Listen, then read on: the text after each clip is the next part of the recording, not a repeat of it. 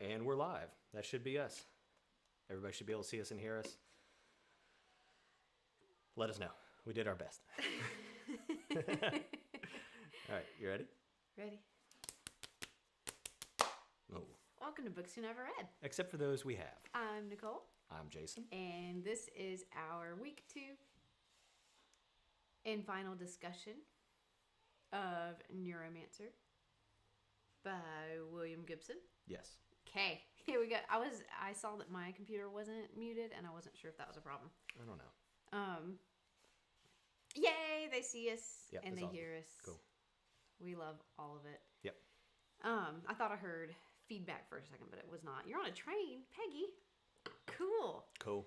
Also, if this is your first time joining us, please make sure that you have read Neuromancer, because we might spoil it for you. He might spoil it for you. I don't really know what happened, so I don't know if I can spoil it for you. So if you have not read yet, stop the video, go finish reading, and then come back and join us. If you're joining us live, chat with us in the live chat, and if you are catching us on the replay, chat with us in the discussion, and we'll respond to your comments. The best part about every book is being able to relive it as other people read it for the first time, and we get to see what we missed, and we get to add our 2 cents, and it's just a whole lot of fun. So we're excited that you're here, and we hope you liked the book. Yeah. I also I want to do something because we forgot to do this last week. Today is episode 101 of Books We Never Read. You guys have made it this far with us through thick and thin, sometimes quite thin. Oh, only like twice has it been thin. Only twice. Fine, fair enough. But the point being is I meant to say something last episode because it was our 100th episode, and that doesn't count syllabuses and all kinds of other stuff. Just content. Just like actual book talks. Yeah. So anyway, I just wanted to throw that out there because I think it's really cool. I mean, yay for this book club. This random idea ended up going 100 episodes. So and y'all have super been cool. y'all have been with us through. Y'all are the real through troopers. all of it. Yeah, Peggy says don't relive this one. It's fine. Thanks for being with us anyway. I'm glad that Peggy and Shelby are doing something fun while they're reading this book. That's fantastic. Yeah. That's awesome. So, all right. But yeah, congratulations to y'all on 100 episodes. Mm-hmm. Yeah, for sure. Oh, dang. Peggy says Flanders panel is better than this book. That's interesting. We can debate that. So let's just hop on in, right? That's a hot take. Hot takes. At least I could visualize Flanders panel. I really had I had moments of being able to see what was going on. Right. And maybe that's kind of part of the point of the book. Maybe right? so, yeah. You know, one thing I'm really excited about, we posted a very short earlier this week that apparently Apple TV is making Neuromancer into a TV show. And I am here for it because let me tell you what, Apple TV takes some things that are good or fine and they turn them into fantastic television, right? I think everybody would agree that the Isaac Asimov series, Foundation is a good book. It's a really good book. The first season of Foundation takes liberal changes with the material that is given, and it's fantastic. The second season is all right. First season is mind-blowingly good. I think this would be fun to watch. Yeah, sure. And then I think that Silo, which is another Apple TV series, is far and away better than the book. I saw that they're up for season 2. Yeah, so I think there's a lot of hope for us seeing Neuromancer and being a little different. Yeah, we've got some hot takes this morning. Yeah. Apple TV is the worst streaming platform ever. And 3 Jane. I don't really know anything about it. Yeah, I don't either. I just watch it when I can. So she was a thought out nutcase. Yeah, and was there an 8 gene in there somewhere? Yeah. So just like as we get into the material of the story, we know from earlier, I think in the last reading, that there were a bunch of clones basically, and so we end up meeting Ashpool. Tessier was his wife. And he killed her ages ago. And then they have their kids, Jane and Jean, and then they have a bunch of clones of them. And so you have 3 Jane, and you have 8 Jean. 8 Jean's in Australia or something and coming back up. And that's what like puts the clock on the op or whatever. It's kind of weird. But also, whenever Molly goes and meets Ashpool, he had assaulted and killed a Jane. A Jane. Yeah, so one of his own children, right? Right. Essentially. So, yeah, but not 3 Jane. So Molly was my favorite character by far. Molly was cool. I mean, she was just up and at 'em all the time. She knew what to do. She had the most like character development. You got to learn what her past was like and how she got caught into the situation and got herself out of it, and she really could have just been like, eternity. Right. And she decided she wanted to wake up and she wanted to get out and she wanted to feel. And I think that No, we're good. I think that's like one of the big themes of the book is this slipping between consciousness and technology, reality and illusion. And she really fought to become human or to remain human, to be conscious and aware and to feel and to do. And I think that was really cool. Yeah. It looks like we might be having trouble. Maybe not. I don't know. Yeah. One of the things, last week I talked about the similarities between Neuromancer and this game, Cyberpunk 2077.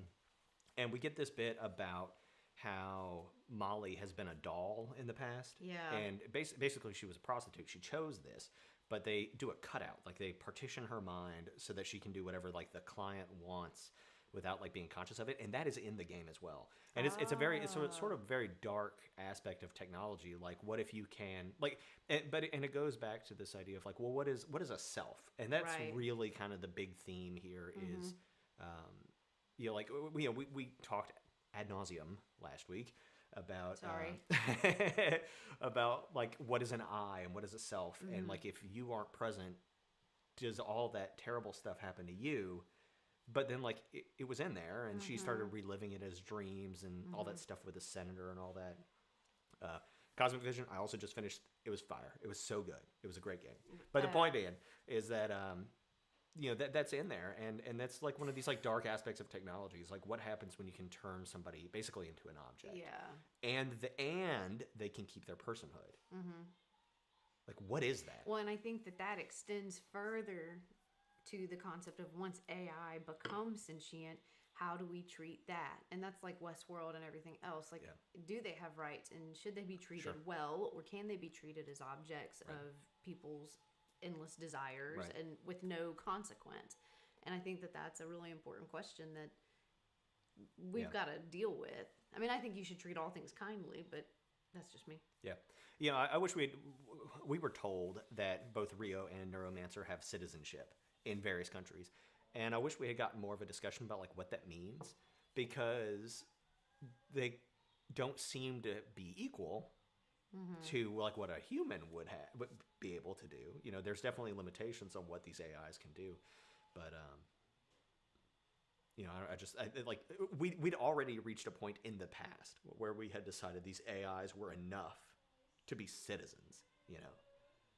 Like, it's not when Neuromancer and Wintermute meld together that they become sentient. They already are, I wasn't 100% clear on like why that merge had to happen, other than just like he levels up basically. I don't understand why the book is called Neuromancer when we saw him for 2 seconds. Wintermute was the main one. I don't know. I don't understand. I don't understand this book. I was complaining a little bit last week that I thought this whole heist thing was kind of bizarre, and that I didn't understand why they didn't just quit. Like, once you figure out this AI is trying to like upgrade itself, why don't you just like ditch it and go do your own thing? But the more you think about it, like, Molly's really the only person that probably could have walked away. Probably. But Wintermute keeps doing these things to people to make them continue on. Right. So fueling. Corto thinks that he's like back in the war, right? Like, he's being manipulated by the ghost of his dead general, basically, and so that's why he continues on. Our main character has to continue on because he has these toxin sacs. Like, he doesn't really have a choice. There's no point where he can just like ditch this plan, and survive. But he fuels them by hate. Correct. Yeah. Which I thought was interesting. This guy that doesn't feel really anything. Well, but more to, I think a lot of the things that he hated was like the usage of Linda Lee. Yeah. But that wasn't Wintermute that did that. All that stuff was done by Neuromancer. Oh. Yeah. So Neuromancer is the one who kept showing Linda Lee's face on the dead Jane and in the sky and all that stuff. And the part of the point is that because these AIs like aren't anything. They appear to be similar. And so it was difficult to tell who was communicating with him at various times. But then Molly, he controls Molly by getting the psychopathic hologram guy, Riviera, into Straylight, and then she wants to go in after him to kill him. Yeah. And so there's like right there at the end when there's like the final option to ditch the plan because she's like injured and stuff. He uses that manipulation. Yeah, and someone's Ram and someone's Rom. Yeah. There's a lot of confusion here. Beyond and it's me. definitely not a clear book. I'm on board with that. No. I did catch, and I thought this was funny, that at the end, what's our main guy's name? Case. Thank you. He's like, I'm getting my normal pancreas back so I can go get high again. Yeah. Did you catch where Wintermute teaches his body how to dissolve the toxin sacs? So like he doesn't go get a new pancreas and liver because that's where the toxin sacs are. He does that because he's like wrecked them with drugs. Yeah. But Wintermute teaches, like somehow gets into like the software of Case's brain. Yeah. And teaches the body how to dissolve the sacs themselves. Wow. No, yeah. I didn't. So that's kind of interesting, I think. My favorite sort of line and concept out of this book at all was, man, I can't even remember who says it now, but at one point, one of the characters talks about how humans have been trying to conjure demons for their entire, for our entire existence. And I think about Mephistopheles and God, who tried to summon Mephistopheles? It's like, why did I think of Mephistopheles but not the guy's name? That's crazy. I don't know. It's like a German story. I don't know what you're talking about. Yeah. Guys, come on. Someone. Y'all know chat this one. can Anyway, figure this out. but it's about summoning a demon and getting what you want and sort of like this interplay with like another intelligence and summoning something dark so that you can have this power. And the point of this conversation in the book is about like, well, we've done it now. We've like actually summoned a demon. We have made these two AIs that are greater than anything. And at the end of the book, they're basically the internet, right? Like whenever they say that like we are the Matrix now, and they have made contact with things on other planets, like other AIs. Centauri got yeah. pulled in. Yeah. So Like, yeah, we found one. Alpha Centauri system. it's Goethe. Goethe writes the Mephistopheles thing, but whatever. Good job. Yeah, but I just think that concept is interesting, right? Like, at what point have we made? Why are we always hunting these demons? Like we do this. We like the challenge. Yeah. And then another thing that was in this reading that I liked, and I think I mentioned this last week, was I have this idea of like the the industrial evolution, about how we went from like bow and arrow to bullet to missile to like whatever, like all these things that inform each other.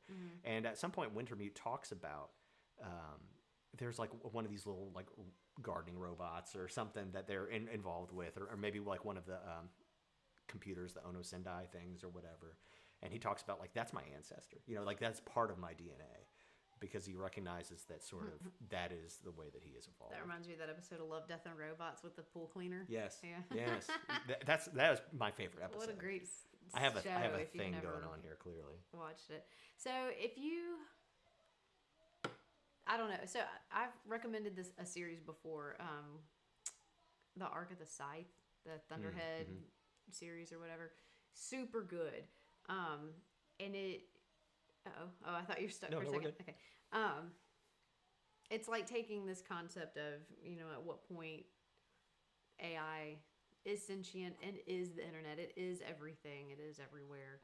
Thunderhead is like, we are a world that is taken care of and controlled for and by the cloud. You know, it's really good. I like it a lot. I'd live there, even though it's a little messed up in the book. That's the whole point of the book, is that it's messed up. But I'm like, even with those errors, I'd take it. Yeah. Obviously, there's at least 2 more books in this series. Cool. Why? But you're not going to read them. But what's interesting is like, what's left?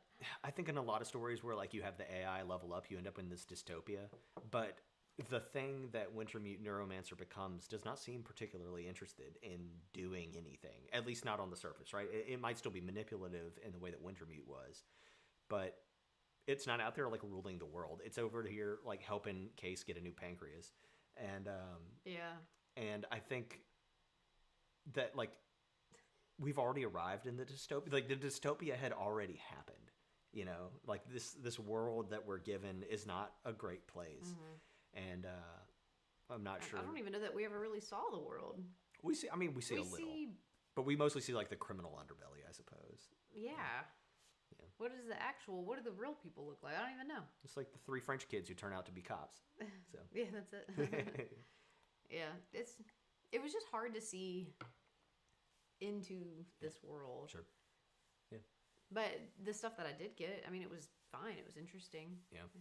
And I do think, there's a lot of like theme exploration and lots of lessons to be learned about how we deal with technology and how far do we let it rule our lives and how do we have, safety margins in place so that we don't lose ourselves. And we already have. I mean, there's people that live their entire lives online. Yeah. And I can't tell them that that's not reality because it is. It affects them. It is real. Kids that are affected by like cyberbullying and stuff like that. Yeah. You want to be like, that's not even real. Nobody touched you. Like nobody poked you. Yeah. But it's real. Fake. Yeah. It's not fake. It is real. Yeah. And so, our identity has essentially changed because of this whole other world that exists that is not physical. Sure. And I think that that's really interesting. Yeah. Well, I mean, like as long as your brain interprets it to be a threat or a problem or whatever, then you can be cyberbullied by somebody you have never met, who like that you would never even have the chance of meeting. Right, and like you're logically, you want to tell that person like, what does that even have to do with you? Yeah. You could log off and never see this again. Yeah. Even if a meme was created about you, just don't get on the internet and you'll never know. Yeah. But you can't tell that to someone. I mean, like, it's because it's just not real. But I mean, it is real to them. Yeah. I don't know. It's so weird. It stresses me out. One of the most interesting... So talking about what is real, Neuromancer sort of like tricks Case into getting into this beach world in Morocco or whatever, where he meets Linda Lee, and they are like living in this hut and everything. I thought that was a really interesting scene because... like it's one of these like classic temptation arcs where the hero is given an option to live in a fantasy world, but it's the world that they want. It's Calypso's Island. Yeah. You could have stayed there forever. This happens in the most recent time I think I've literally seen this is in the Wheel of Time show. They get like Egwene or somebody to get or Nynaeve or somebody to go into this bonus world where they could have lived, and she lives like 40 years with her child. Do you remember that? Yeah, that's wild. Oh, it was so sad. Yeah, that was really sad. Anyway, but the point being is like, is that real? And at some point, Neuromancer tells Case, this is as real as anything else. Like, why is this any less real? And it's not even like he's faking Linda. He has created a version of Linda in the same way that we have like a version of Dixie. Like it's just a personality construct. And speaking of, Dixie was one of my faves. Yeah, Dixie was cool. All the Zionites, those were kind of my favorites. Yeah. I liked Malcolm and all those people. Well, I like how they like deified Molly. Yeah. I thought that was cool. Yeah, it was interesting. But in the end, the very last scene of the book, Case is running around and he sees Neuromancer, he sees Linda, he sees himself. Yeah. Like a personality construct of himself. And we hear what sounds to be Dixie, is my understanding. Yeah. And I think that's all really interesting because, like, here's Case having to get, like, a new liver and a heart and then, like, keep doing crime jobs to, like, function. But there's, like, maybe a version of him now out there that's living a happy life on this beach with Linda the way he wanted to. And the question is, why is that any less real? And I don't have a good answer. And this goes back to the diatribe from last week, about, like, what is the self and what are you and all that stuff. And yeah, do you feel happy if the alternate universe version of yourself is happy? Just, I mean, like, at least in some possibility of universes. Yeah. I think the problem lies in our like definition that like, well, this is the real universe. Well, it's the one that I know. It's the first universe that we are aware of. Yeah. That doesn't necessarily mean real. Right. No. And I'm not saying because like I think that. I'm just like I don't know, and you don't know, and does we be real seeing some glitches sometimes. Yeah. Is living in a real terrible universe more important than living in a fake positive one? Probably not. I'd rather live in the fake positive one. Yeah, Are you like, kidding I me? think so. Put me in whatever universe is happy. But that's that's the demon, right? That's the demon we are summoning, is this option to check out and to plug in and go somewhere else. And what does that say about somebody like Ashpool, who, like he could talk to his AIs and get stuck onto a beach, but he'd rather totally check out. Dixie's the same way. Dixie lived in the real world, has been given this second life. Yeah. It's not a second life, it's a half-life. Sure. He says it's horrible. Yeah. And like, why is he different than what Case would be? Like, I don't know. Like, why wouldn't Case want to check out at some point? I'm going to be real with you. I read a summary of the end. And it seems in the summary that Dixie was granted like a full move into complete afterlife type cyber world and not being the half-life. Yeah. I don't know how it's different, but I think according to the summary, I could be wrong about this, but it seems that like in the way that Wintermute's deal is to manipulate and to maneuver people to do the things that he can't do, most exemplified I think by like the lock and the key situation where he couldn't do that, even though I don't see why you couldn't get a robot to do that, but like whatever. It seems that Rio's deal is to actually like make personalities, and at some point he makes some comment like that. And that's why he gets Linda, because neither he nor Wintermute kill Linda. He just knows that her end is coming, so he creates this construct of her so that she can continue on in hopes that he can trap Case. Yeah. And that was the big frustration for Wintermute, is that humans with free will are so unpredictable. Yeah, because like there's several things that Molly did something and Case did something that wasn't in their profile. Yeah. Which I guess is like the case that we all hope for, that even if AI does become sentient, that we're still special. We can still beat the system because we're human. It makes us different. Yeah. It's just like, and like, I think it's one of those words that we don't have a good, like, what does it mean to be sentient? Like, what are we talking about? Do you just do you just have to think you have a self, and what does it mean to think? Right? Like we use these words and we say these things and we don't know what they mean. Yeah, I mean, because like going back to Octopus Book, I would say that guy was sentient. Yeah, I mean, like there's lots of animals that appear to be self-aware. My dog is self-aware. My dog is self-aware. She looks me in the eyes. She knows. She knows. We have a very intelligent dog. No. I mean, but I don't know how to make that determination. I just think I don't think it's an on or off switch, right? Like there's some sort of gradation or there isn't, right? Like either this is a fiction we have created, or there's like this scale. And then like, so, okay, fine, we're sentient. Could you be more sentient than we are? Like, what does that What would mean? that, yeah. But like, maybe? Maybe sentient's not the right word. Okay. Maybe we're treating sentience like it's the end, that's the ultimate thing, but maybe there is something more. Or just, like, fine, so if our dog is self-aware, but not the same that we are, why are we the end point? Right. Could something be more self-aware? Is that thing more conscious? Is that thing more human? Whatever. If you can that dream means. and be unpredictable. My dog dreams and is unpredictable. Fair She enough. is sentient. Fair enough. My baby. She's the real star of the show. We know it. That's okay. Yeah, she won't be popping her head in today. She's elsewhere. Yeah. But yeah. Ultimately, my big gripe with this book, like, I get it. It was difficult to read. I think part of it is intentional. I think part of it is that this guy's trying to paint a world with using like metaphors and language that like did not exist for him at the time of writing in the 80s. Like, if you were to write this story today, we have a much clearer language base to talk about it with, I think. Or just more, we have more vocab. For it. That isn't here. You know what I mean? Like, and but on top of that, like my biggest gripe is that the story just ends. Like, we go through all this stuff, we break into Straylight, we're doing all this stuff, we're like screaming at this lady and choking her so that she'll end up like singing a song to this head to combine these AIs. Oh, is that what the key was? It was it was 3 notes, out of that song. That's the key. And so like we do all this stuff, and then like it happens like kind of off screen. What happened? The AIs get combined. Because her mom wanted it to. Yes. And because like Wintermute wants it. Rio doesn't want it, but Wintermute does. Who's Rio? He's the other AI. He's the AI that made the Moroccan beach. Oh. Anyway. Why is the book called Neuromancer? It's a good title. Wintermute is also good, but I don't know. But anyway, but so then it just sort of like ends, right? Like it just they do this thing, they sing the song, the AIs combine, and Case gets a new pancreas. That's it. Like that's it. And it's such a this is definitely a situation where I don't think that the destination justifies the journey. Right. But I personally enjoyed the journey. Cool. I like this world. I like learning about these things. I like thinking about these concepts. I could have not finished and not missed anything. Right. And that's unfortunate.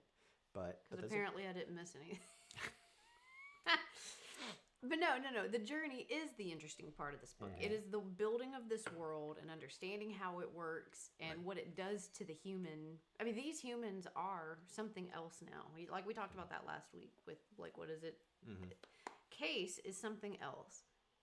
Because he is so connected and he jumps between things without getting whiplash and he flatlines for 5 minutes. Lots. I mean, he does not care about his body anymore. Yeah.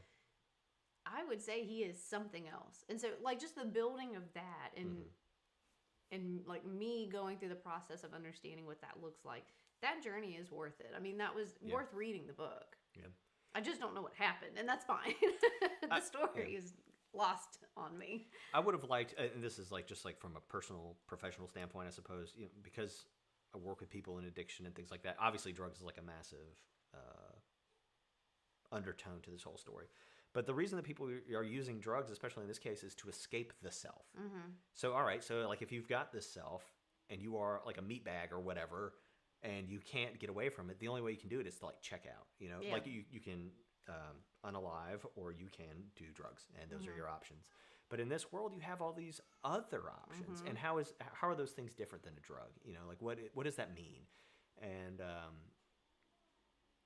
even when Case becomes not physically addicted anymore, like he notices he's not physically addicted and still does drugs anyway. And then later on, he overdoses. I think Malcolm actually overdoses him because he's using the derms, which are like the drug patches. Yeah. Ooh, I didn't like that at all. But and so like part of that is like why they're on the clock to like finish this mission is because he's overdosing. but I think that's but it ties back into this whole idea about like what am I? What if I don't like me, right? Like, and could you build a world where you do like you? And if somebody doesn't like themselves to the point that they want to check out, isn't it better that they become this other thing? And like Dixie is dead. The real Dixie is gone.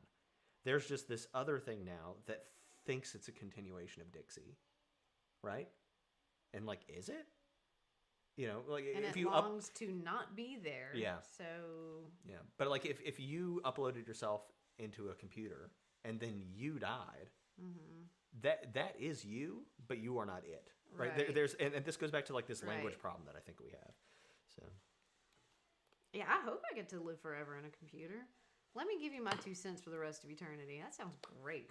Let me tell you what to do. What is it? Aggressively helpful. Aggressively helpful. I love it. I buy it. It's the best part of me. It's a good part. It's a good part. Yeah. What else do we have to say? Yeah. I felt like I had something and I lost it. I kind of expected this to end with Case just becoming part of the Matrix, like his bodily self dying. I thought that'd be a good ending for him. Well, it seems like there is a Case that is part of the Matrix. Yeah, but I figured it would be the only Case. Well, but so now I guess there's two, and I think that's interesting. Yeah, he'll be doing shenanigans all up in the Matrix. But I mean, human Case doesn't want to really be in the world. Yeah. Well, I think it mentions he gets a new girlfriend, so like he's doing all right. Our microphone is dropping. Hello. I'm gonna fix it. It's so heavy. Yeah, it's heavy. It might not be able to hear us. It will. Oh. It started up here. Ah. Dixie's construct knows he's dead and doesn't want to be AI. Yeah. Yeah. Yeah, I like Dixie's story about the guy that lost his thumb but wakes up in the middle of the night because his thumb's itching. The one that's not there. Yeah. That is a disturbing phenomenon. Yeah. And it was a good allegory for like Dixie's situation. Yeah. And like I don't see why they couldn't make it to the point where, and maybe it's because he's not like a whole thing or whatever, but I don't see why they couldn't get to the point where he could like scratch his, like basically Dixie could scratch his own itches because he thinks he has a body, in the same way that when Case is on the beach, he eats and like he builds a fire and tries to stay warm. He has sex. He does all these things that like he does not have to do. Right. He does not have to eat there, but his brain thinks he does, so he does it. But I think that's Dixie's problem. Right. Is he's like halfway between all of these things. He's not wholly anywhere. I liked his little robotic laugh. That was weird. Mm-hmm. At one point, he makes a joke. He's like, "Where you been? It's been a long time," but no time passes for him. Right. It's funny. I like Dixie. Yeah. Yeah, Dixie and Molly were really the ones that I like attached to, and Molly especially. I was really rooting for, and she's just gone at the end. Yeah, she just leaves, dips out, and goes and does her own thing. Yeah, she says that that Case is basically making her soft, and so she leaves. And she did care about him. She's a very, I don't know, I really liked her. She cared about getting the job done, but she was also really smart, and she just noticed things and cared about people, and was able to kind of take care of everything, and she was a tough cookie. She was cool. I think she's the main character of the book. I would read a book about like Corto's drop into Russia or whatever nonsense that was, or like watch like a 10-minute video about it, like a Love, Death, and Robots or something. I think that'd be cool. But because I don't know what was going on with Corto. I mean, and that brings back this whole concept of self again, right? You're good. Here's Corto running around thinking that, or what's it? Aubergine? Armitage, yeah. There you go. And like, what is his self? What is he? Because he has this like schizophrenic problem, but has also been built up with this alternative reality of who he is. But then he goes back to the real person, but the real person thinks he's in a past place. Like, how did they even do that? I mean, he was in the physical world. Yeah, the whole time. So how did they give him a... They just, it might be a product of like this surgery situation they did to like cure his schizophrenia. It's not really clear how he got to the point of becoming Armitage. But of all like if we're going to talk about personality and personhood, Armitage is probably the most complicated. He's like 3 or 4 different things at a time, Yeah, I don't know about that. That's confusing. Yeah. Well, and I think it is, and it should be. How close are we to summoning the demon? Yeah. Or have we done it already? Is it really a demon? Maybe that's not the demon. Maybe the demon is what comes after. Yeah. There's this further than that. Yeah. There's this quote, I think it's from Nietzsche, about like, imagine that like a demon shows up and it tells you that you will live your life over and over again forever, like with no changes. And like the part of the point of that is like you should live a life that you would be happy to live again. But the other point of that is like that might be an angel or it might be a demon. It depends entirely upon the way that you've like lived your life. And I think that sort of concept applies to this as well. Like if we build this thing that is more sentient than we are, whatever nonsense that means, is that a good thing or is it a bad thing? Like, if we all get uploaded into this matrix where we have blissful lives, but we aren't real, whatever that means, I mean, there's some real thinking to be done about it. But I'm not sure that the philosophical answers that we come up with will have any like realistic meaning for us ultimately. Because I also buy into this idea that if you accept that there is the possibility that there is one fake world, there is no reason to assume that there is not more. Right. And if you can create one alternative universe, you can create an infinite number, theoretically. And so the odds of you living in the original universe anyway are incredibly low. That's it. That's all I got. Yeah, I agree with Peggy. When you forget human interaction, you have summoned whatever it's to humanity. It's the demon to humanity. Whatever that means. Okay, so this makes me think of something else. I made a criticism last week that I think that the idea of like hacking and interacting with the internet in like a visual, this is like a city and all this, like seeing the lines and all. I think it's unnecessary. I don't think there's anything wrong with like typing in a URL and reading, or better yet, just having the information like literally transferred to you. I'm just not sure about the way Case shows up and like sees the wall of protection. I don't think it matters. I think it's weird. But ultimately, he puts this like Chinese virus in there that turns into a jet that he flies around, and I think that's dumb. Yeah. I'm like, why? Just there has to be, if the idea is being able to physically maneuver in this cyber world for the purposes of hacking is more efficient than typing and reading words. Okay. But is there a more efficient way than that? And the answer is probably yes. Yeah, but for a story, yeah, it wouldn't be a story otherwise. Yeah, I guess. But like, I just like nosediving your virus plane into the city or whatever. It's, okay. All right. What's it called in Star Wars? The whatever run that they do, where it's pew, they get the little like. The trench run? Yeah, but what do they compare it to back on their home world? Oh, like Kessel Run or whatever. Well, that's a different thing. Whenever they shoot womp rats or whatever, yeah. I can't remember. I don't know why, but that kept popping up in my head while I was reading. Interesting. Because they kept talking about a run, and the only runs that I know of are the ones that happen in Star Wars. They always compare them. This book did not create a consistent visual for me, and so my brain took liberties with whatever visuals got inserted to help me keep reading the story. So I had all kinds of characters floating around in my brain, trying to fill in the blanks. It was like a Mad Lib. Yeah. It was rough. Yeah. Well, so Shelby says something I think is interesting. We can put the goggles on that make us think we're walking around in another world until we bump into a wall in our living room. And okay, so like here we are walking around in our world, but occasionally we bump into walls. We bump into obstacles and things that we cannot pass. And I'm gonna get real three-body problem on this, but we bump into the speed of light. We bump into like are there not walls in our perception of the way that things are? And just because there's a wall doesn't necessarily mean that there's not something on the other side.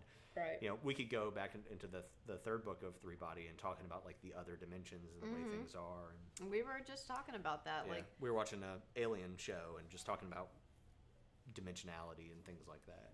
And, there's tons of light spectrum that we can't see. Yeah. So there's a whole world of visual out there that we're not even percepting.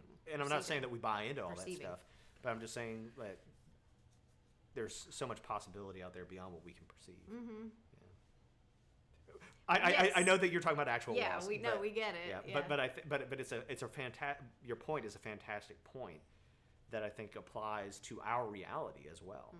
Not just the realities that we can create, but our actual realities, and how much more like our reality these alternate realities really are when you start to think about these limitations.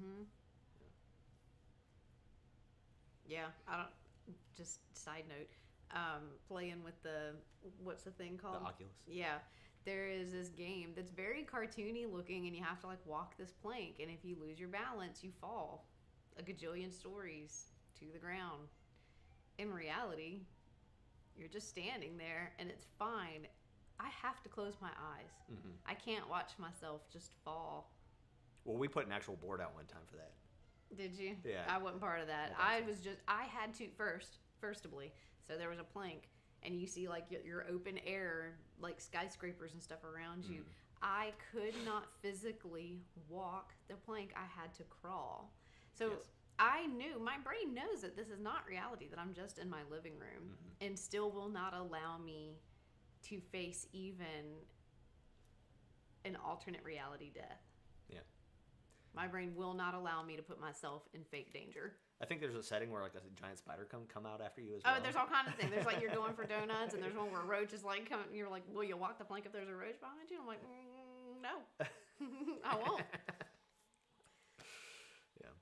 It's very interesting. I mean, and it still just goes into like what's reality. Well, my reality was both things. I was in my living room, and my life was in danger by this imaginary plank. Well, so I mean, reality is just perception, right? Yeah. I mean, like and it always has been. And you can talk about reality as if it is something outside of you, but all you can be aware of is your perception of things. And so, And that's why, like, whenever you talk to somebody who's schizophrenic who hears voices or whatever, you don't tell them it's not real, because that It's is real not to them. helpful.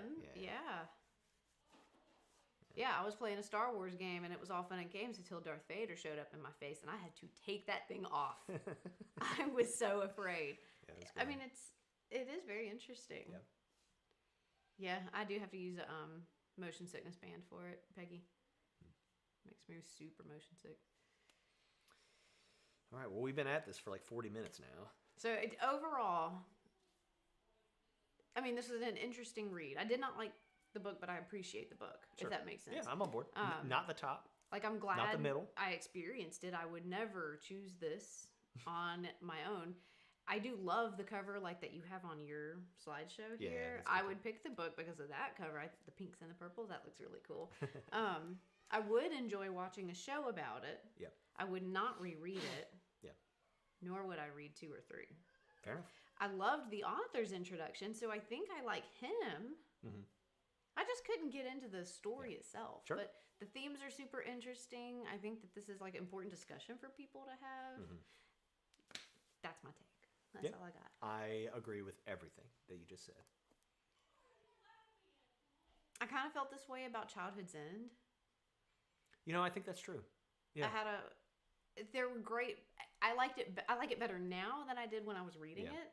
I'm glad I read it. I didn't like the process of going through it. Yeah. You know, I think Greg left a comment on the last video that said that this is sort of like important historically for sci-fi. Yes. And Childhood's End, like, you should not say bad things about the author of Childhood's End because the internet will come after you or whatever. But like, it's important historically. Yeah. It's not the best book. Yeah. A, that he has written, or B, that has ever been written as far as sci-fi goes. But I like my sci-fi with more narrative, you know? Yeah. I liked a lot of the sci-fi that we've read. Yeah. Just these technical ones. Yeah. Are kind of rough. Yeah. And you know, we say we would like watch the show. We say that. How many things have become shows and we're like, we're going to watch it and we're going to tell you guys what we think about it. We never finish it because we can't get through it. we'll figure it out. One show. That was one show. Oh. The Woods. No, it was also All the Light We Cannot See. Oh, yeah, you're right. Oh, man.